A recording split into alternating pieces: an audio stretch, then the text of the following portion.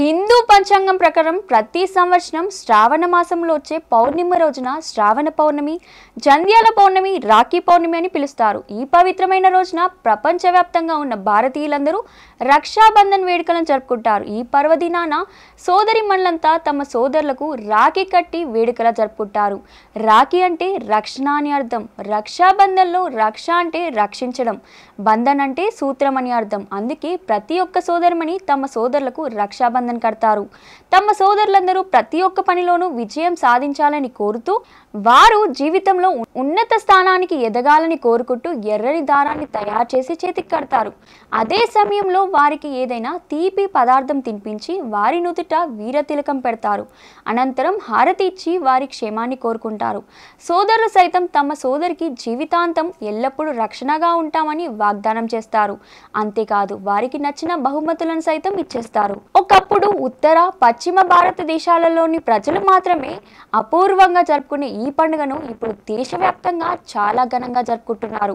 ఇంతటి విశిష్టమైన రాఖీ పండుగను ఎందుకు జరుపుకుంటారు? రాఖీ పండుగను జరుపుకునే ఆచారం ఎలా మొదలైంది? అసలు చరిత్ర ఏంటి? ఆ వివరాలు తెలుసుకుందాం ఇప్పుడు. రక్షాబంధనం గురించి బోలెడన్ని పురాణ కథలు ప్రచారంలో ఉన్నాయి.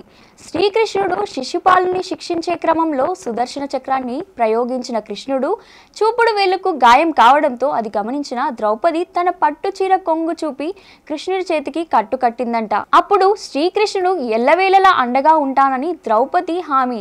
అందుకు ప్రతీకగా దుశ్శాసనుడు దురాగతం నుండి ఆమెను శ్రీకృష్ణుడు కూడా కాపాడారని పురాణాలు చెబుతున్నాయి. అంతేకాదు శ్రీ మహావిష్ణువు బలి చక్రవర్తి కోరిక మేరకు అతనితో పాటు పాతాళ లోకానికి వెళ్లి ఉండిపోగా విష్ణువును తీసుకోవడానికి వచ్చిన లక్ష్మీదేవి బలి చక్రవర్తికి రక్షాబంధనాన్ని కట్టిన తనకు రక్షణ కల్పించమని లక్ష్మీదేవి బలి చక్రవర్తిని కోరుతుంది.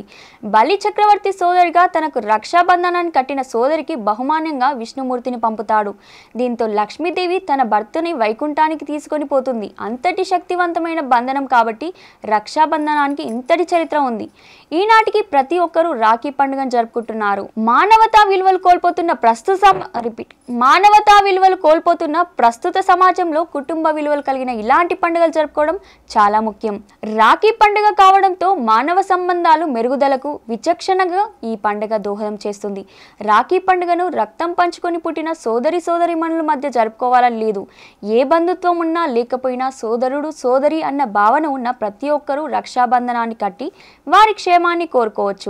ఐక్యమత్యానికి, పరస్పర సహకారానికి చిహ్నంగా రక్షాబంధనం నిలుస్తుంది.